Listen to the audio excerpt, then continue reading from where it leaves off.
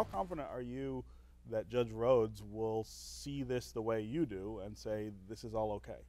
I take nothing for granted, and I think people really do. That's very apt, Stephen. People really do have to understand. We've got two big milestones.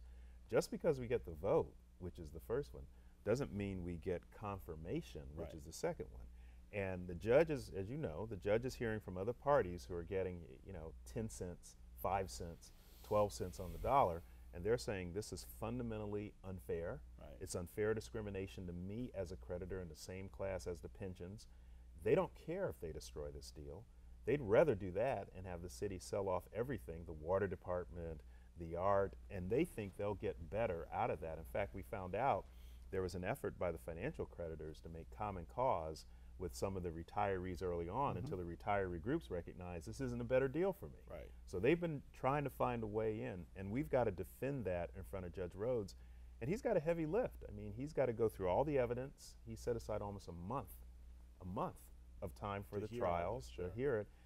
So I'm not confident. I'm not taking anything for granted. I'm not taking the vote for granted, and I'm not taking the confirmation hearing for granted. Well, if Judge Rhodes says no, Right. what happens?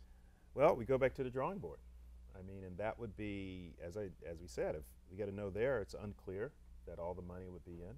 Certainly, part of the no could be a result of the financial creditors having made their case that they're being discriminated against unfairly. Right. Unfair discrimination, which is a standard we have to meet. But where's your wiggle room there? I mean, if you have to go back and the art's off the table because of the grand bargain, where's your wiggle room to satisfy these creditors? Nolan, it might not be off the table now because if Well, then if the grand deal bargain fails, goes away. the grand bargain goes away. So then, the very thing that some of the financial creditors want is a yard sale.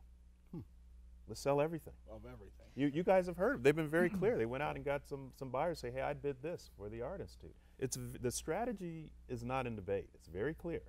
And that's why I say to the pensioners and the actives, you need to get by the first milestone, which is voting yes. We've still got to get through the second one, even with your yes vote,